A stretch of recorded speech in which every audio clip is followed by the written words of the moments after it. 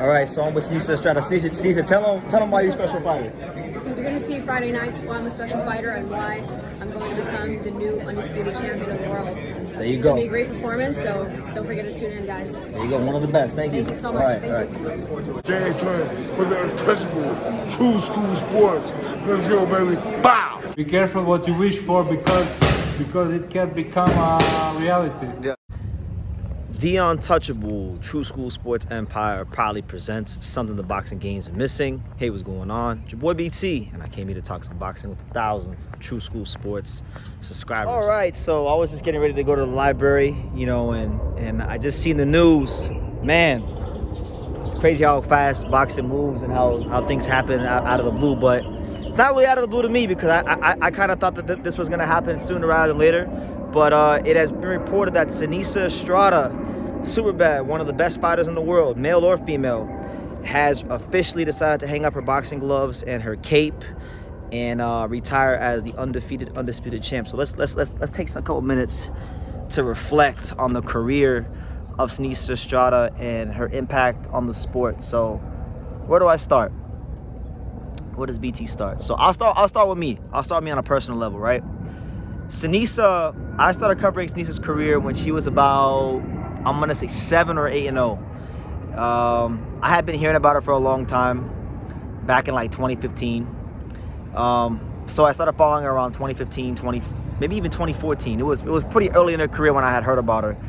And, she was pretty. Like, I got 4 eyes and this prescription works, so obviously she's pretty. So I decided to check her out beyond just her looks and see, how she got on the ring, like what kind of fighter was she? And when I finally turned on the tape and I watched her, I said, damn, she can really fucking fight. That those were my exact words. And then I remember I had the opportunity to cover her for the first time in person when she fought Nancy Franco on Chocolatito versus Cuadras 1. And at the time, she was not a big name in boxing. She was not even signed to Golden Boy Promotions.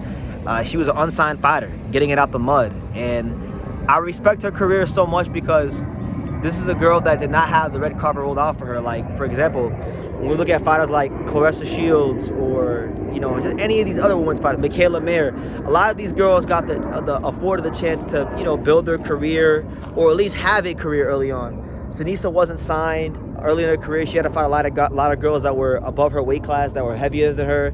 She had pockets of time early in her career where she wasn't getting fights. So this caused a lot of stress on her if she wanted to even pursue this. But credit to her, she stuck with it.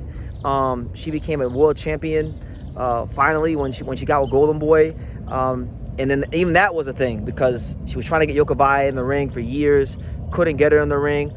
Finally got her in the ring this year and had a really fun, skillful, competitive fight with her and ultimately got her moment in the sun as the undisputed champion. But I'll tell you guys this, my favorite Seniesa Estrada fight or fights, my favorite Seniesa Estrada fight that I went to in person was in 2021 when she fought Maria Santizio. Santizio was like a challenger, like a contender from, I think, Argentina or Guatemala or some one of those countries.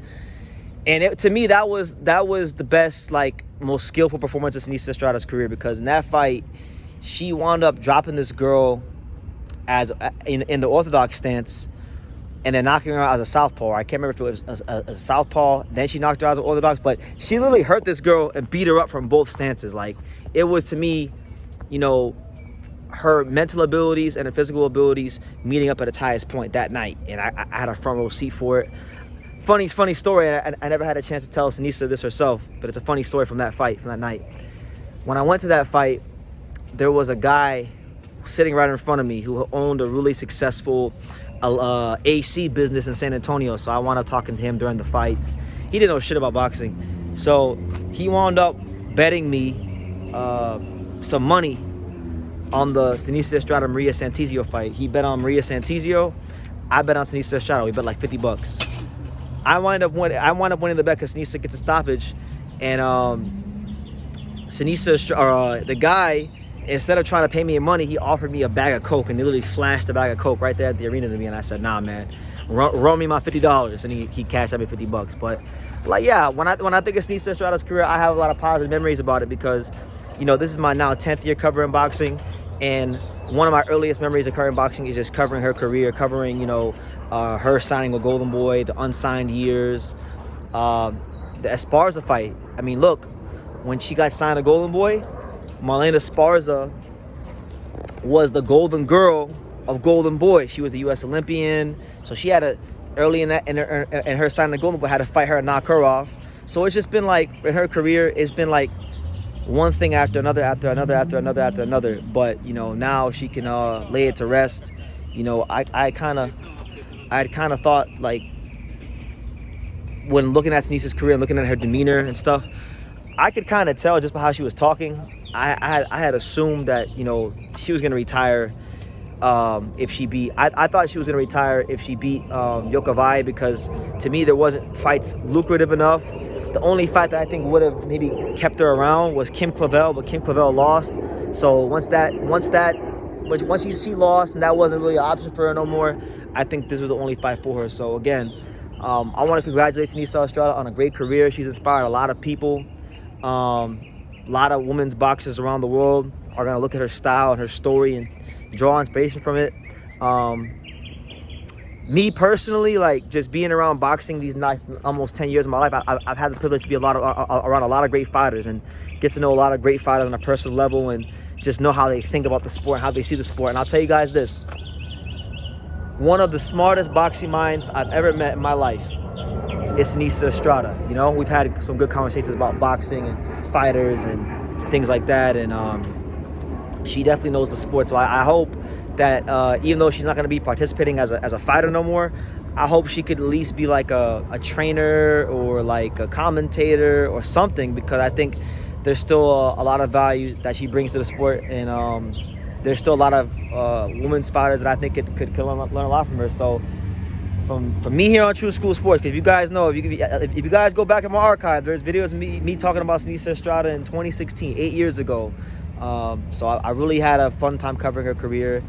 I've been to what? Let me see. I've seen her fight live three times. Nancy Franco, Maria Santizio, Yokovai. So three fights in her career. Oh no, that's not true.